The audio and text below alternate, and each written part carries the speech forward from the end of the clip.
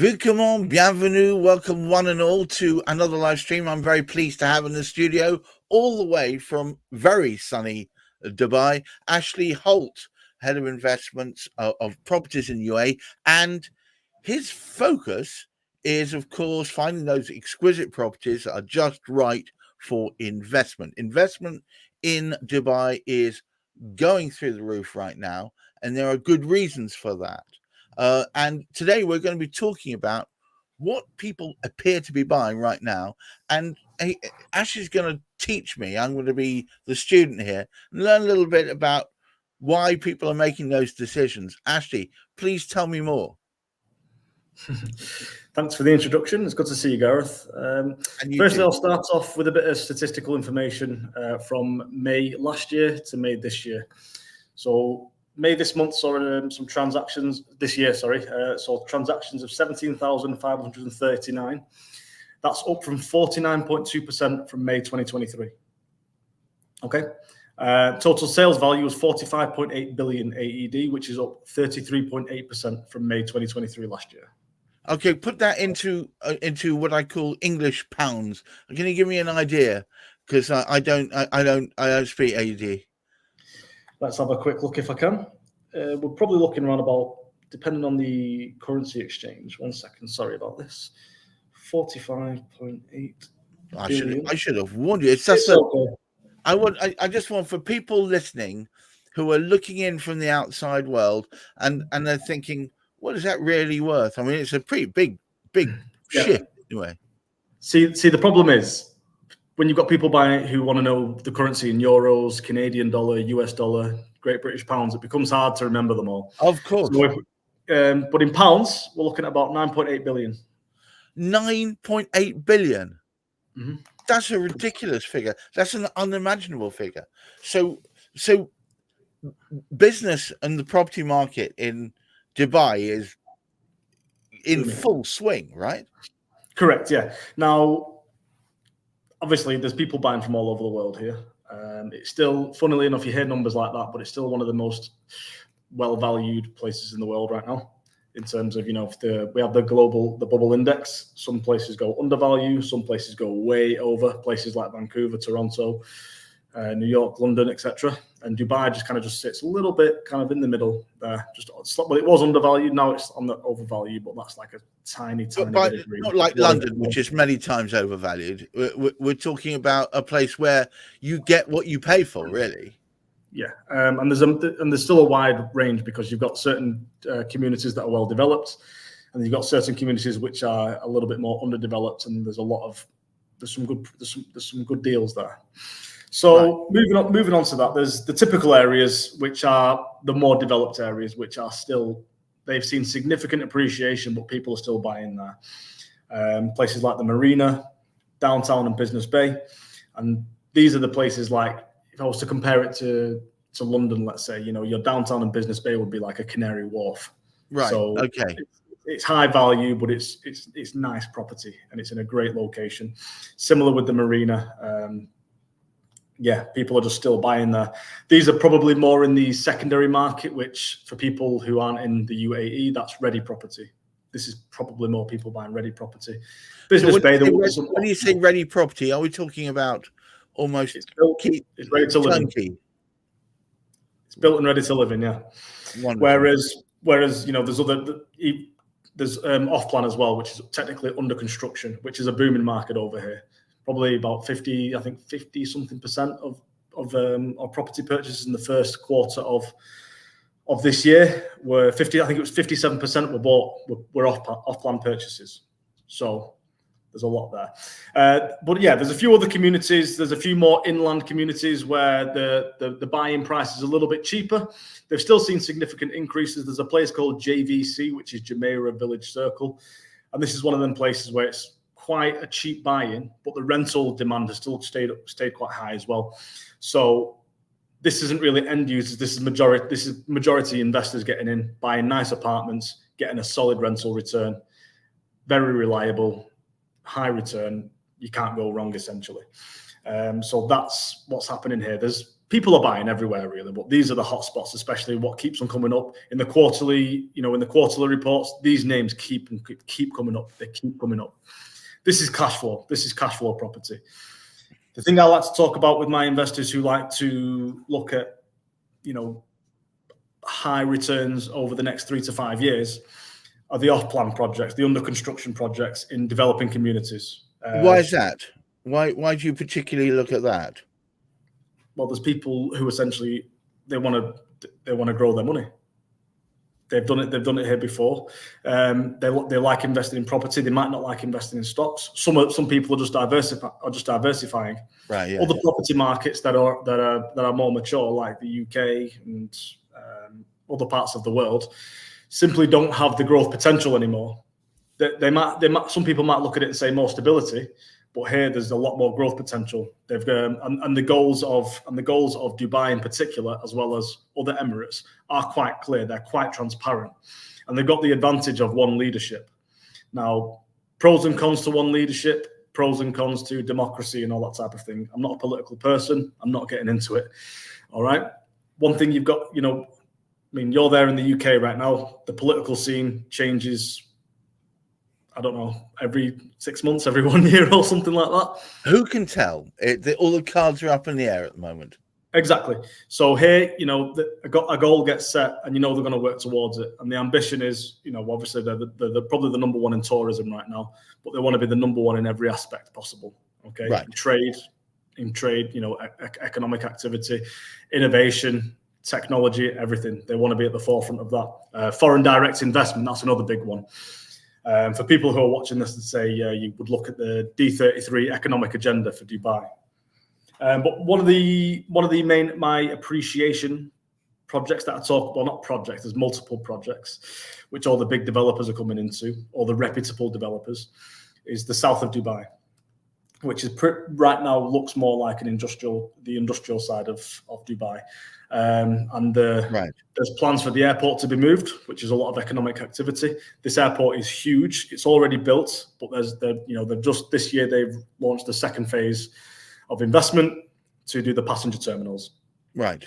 We've got last year we had the second phase of the Palm Jebel Ali, which is essentially a larger version of the Palm Jumeirah. More resorts, more beachfront living, and all this type of thing. Lots of space. And there's other things going on at Expo City as well, where they did Expo 2020. They did last year. They did the climate conference where you had all the big, all the world politicians coming across. You've probably seen that. In short, without going into things, I could talk all day and send people to sleep. But it's expected to have about 35% of, and I'm looking at my notes here as well because I have come prepared. Right. I expected about 35% of Dubai's GDP in the south of Dubai. Right. And about 1 million people projected to live there in the near future, up to about 2030. So it's quite significant. And there's going to be a large scale demand for townhouses and villas and all that type of thing. Right. So it's not just business properties springing up. It's lots and lots of family homes. Well, the reason being because there's a lot of economical activity. So it's all well and good talking about all these luxury projects that are coming up and all these master communities, which they are master communities. So all the big developers like Ema who do exceptional world-class golf courses. We're talking Gary Player golf courses. Here we've also got, Damac have got the Trump International, Damaca building. They're another master developer who do great, Crystal Lagoon communities and all that type of thing. But yeah, there's economical activity in there as well. Next to Jebel Ali, you've got the Jebel Ali port, which is the 11th largest port in the world. In Expo City, you've got companies like Dubai Holdings. You've got, obviously the Emirates airline will be have moved their head office to Dubai South, to the Expo City. You've got DP World, which is the port for Jebel Ali. Terminus Group, which is a Chinese AI company. So essentially, in short, there's a lot of economical activity coming this way, which is causing the housing demand. And I would have thought, given the amount of expos I've been party to recently to do with the onward push of AI, and I know that there's a lot of interest in all things to do with AI-related businesses in Dubai.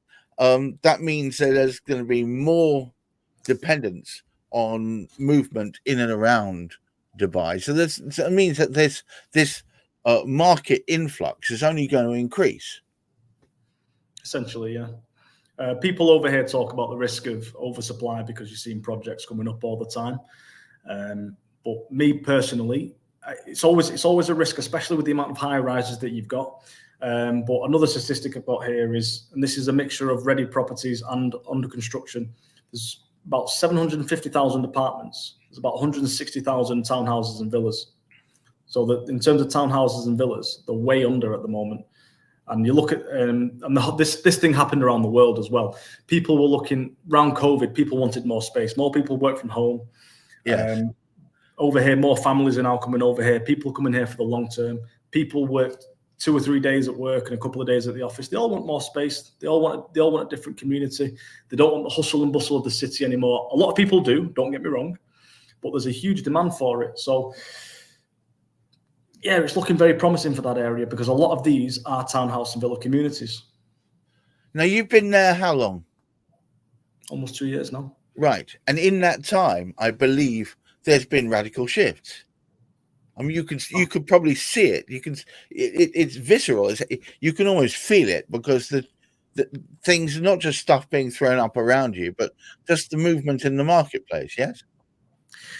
Yes.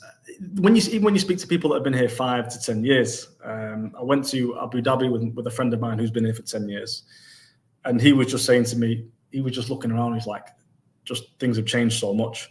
But this never used to be here. This used to be a backwater, and now it's a hustle bustle. Yeah, they're incredibly ambitious, and they're just going for it.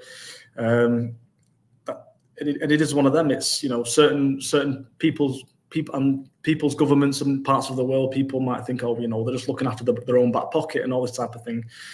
Whereas, you know, don't get me wrong, these people have big back pockets, but they want to be the best. They want to be the best. They want to be the best in every aspect. Maybe, you know, I'm sure they're not perfect people, but in terms of absolute transparency, the goals are there. Urban Master Plan 2040, Economic Agenda 33. It's there for people to Google and look at. Whether people believe it or not, that's up to them. But when you live here and you see it happening, you know what's going on. So, I mean, dare I say it, with the lack of taxation and not being held back by constant increases by the state upon encroaching upon private ownership and the cost of living there, that must take the brakes off. In some respects, it's still an expensive city, and there's a lot of temptation. You know, like, you can find yourself, if you let yourself off the chain a little bit, like, people can find themselves spending a lot of money. Well, no, I hear this, but for people who have got a level head, and can see the opportunities for what they are, you can do very well. Yeah, for people with jobs, obviously people that have a business, there is corporate tax. It's 9%. Which is probably still significantly lower than most parts of the world. Minimum of 25 corporation tax over here. Yeah. And that's the closest. But then we've got income tax and VAT, and although council tax. Oh, please, TV licenses. Let's not even start. I mean, it's a different kind of world. There's far less money going out from you to a welfare state, for instance, than there is going into your own coffers. Yeah, and there is other things. You know, you've got the tolls over here and everything like that. So even though you're not paying tax out of your salary, you are paying tax when you're on the road and all that type of thing. Well, yes, I believe it doesn't add up as much as what it does. No, I'm sorry, it's like a drop in the ocean compared. And they're not continuously rising all the time because they're funded by the one source, mostly. And therefore, there's no need for them constantly taking more money. I mean, they charge something, but it's not constantly rising. I have Dart charge, for instance, out here. If we're going through the Dartford Tunnel, that's just gone through an increase. Nothing to do with me, but I know that every time I drive to London through that, I'm going to get charged more money. It all adds up, Ashley. All right, look, before we wind this thing up for today, okay, I just want you to make it clear to anyone listening what people have the most appetite for right now. Give them a clue as to the sort of things they should really be discussing with you if they want to invest in the amazing opportunities that are in the UAE. Well, the one thing I didn't get to, but that's fine, is waterfront communities. Well, talk to me a little bit about that then. Yep, so that's the one thing I'm watching out for. And I got shown some statistics the other day as well for now waterfront living obviously is popular in any part of the world. Well, of course. Yes. So, but because this place is under development and it grows a lot faster than other cities do, the appreciation happens a lot quicker. Now, it can be subject to volatility sometimes, but in the long run, and when I say in the long run, this can be like over a foot. Probably not in the long run, to be honest. The waterfront communities see significant appreciation, and we're talking not double, not some anywhere between double. I don't want to say when you're on screen and you're talking to people, and people think you're trying to sell things and everything like that. No, but all we're trying to do is create an appetite and an interest. I'll tell it as it is then. I can back this up. If anyone wants to reach out to me, and I can back it up and verify it all. I got sent something from one of the developers who were advertising one of their communities. It's a developer called Omniat who do lovely, luxurious, properties. And they've got some marina of some sort. This is in Maritime City. It's a different part of Dubai. But there's waterfront communities like Creek Harbour, Maritime, Dubai Islands. And they showed me something in terms of appreciation in other more developed waterfront communities. And this is double, triple. One of them was almost times 4. But over what period of time? So the Palm, which has obviously seen that's probably gone over 4 or 5 times appreciation, 5-6 times appreciation. The Palm's over the longest period because that's about almost 20 years now. So in 20 years. You've got a 6 times appreciation in pricing. Round about that, yeah. Some of the launches were either between. I'm sorry, just want to pause for a second there. That's nutty. It's ridiculous, yeah. It's ridiculous. And then there's other, blue waters which I've seen about 2.5, almost 3. I've been here where I am in Suffolk for 3 and a bit years, and it's maybe raised by 5-10%, maybe. Well, the normal property and this is the good thing about other parts of the world, because I'll never say the UAE is the best place to invest. It depends on the person, but the normal property cycle for places like the UK and America, like it's the 18-year property cycle. Yeah, it eventually goes like that, but essentially it doubles like round about every 18 years or something like that. Right. So to get double here, you can get that in a significantly shorter time if you choose the right area. For using the Palm, for instance, we're talking about in 2 years you could be having double. Yeah, I mean, but it all depends on what's happening globally as well. I try to manage expectations a little bit, and we'll talk to someone. This is the risk. These are the risks involved, and this is the. Yeah, but you've got. I think if you're going to be investing in the UAE, you can't be too risk averse. Otherwise, because things are moving quickly there. Any investment in part of the world becomes it has an element of risk to it. Yeah, but that's one thing. That's one funny thing is. But if you've seen something like, don't drag your feet. But it has an element of reward as well. Massively, yeah. Yeah, and there is people here because of I'm quite transparent. There is people here that have invested way back when, and they've had to wait about 5 or 6 years to see their prices up to where they were again. But good for them for staying in the long run, because it's what's the old saying? It's not timing the market, it's time in the market. Yes. But at the same time, there's a lot happening here. The one special mention is to the other emirate called Ras Al Khaimah, where they're building the Wynn Casino. And obviously that's the 4th Wynn casino in the world. So they've not just found a random location in some other emirate that no one's ever heard of. Ras Al Khaimah was a bit of a hidden gem. It's not so hidden anymore. It's another man-made island. It's about 4.5 kilometers out into the Arabian Gulf. And obviously you're going to have the Wynn casino there. There's going to be gaming or gambling licenses there for it. So once again, it's another element of the UAE, loosening their restrictions to get people over here. I mean, you've got all the big developers in the UAE coming here, but then you've got all the big hospitality brands which have made notes, like range developers, which done like the Caribbean, the Marriott, Movenpick, Conrad, Nobu, just to give it credence, So I pretty much try and focus if they want growth, waterfront or kind of the south of Dubai where there's a lot of economical growth. All right. Well, look, thank you so much for sharing this time with me, Ashley. Guys, please watch out. Over the next few weeks, we're going to be learning a bit more about different aspects of what goes on in the property market in Dubai. And Ashley will be talking about some of the stories that have happened to people there. Some of them remarkable, some of them a little bit worrying. But altogether, you're going to get more of a feel for what the place is like and what the market's like. Ashley, thank you for your time. Anybody watching here wants to get in touch with Ashley, probably one of the best places is through his LinkedIn, or you can get in touch with me and I'll hook the two of you up. But Ashley's a bit of a past master at getting information about what's going on in the property market out there. Do watch out for that because we're going to be learning a lot together over the next few weeks. Until the next time we talk, which will probably be next week, I wish everybody a very, very successful week and, of course, solid, strong mental health. Bye-bye now.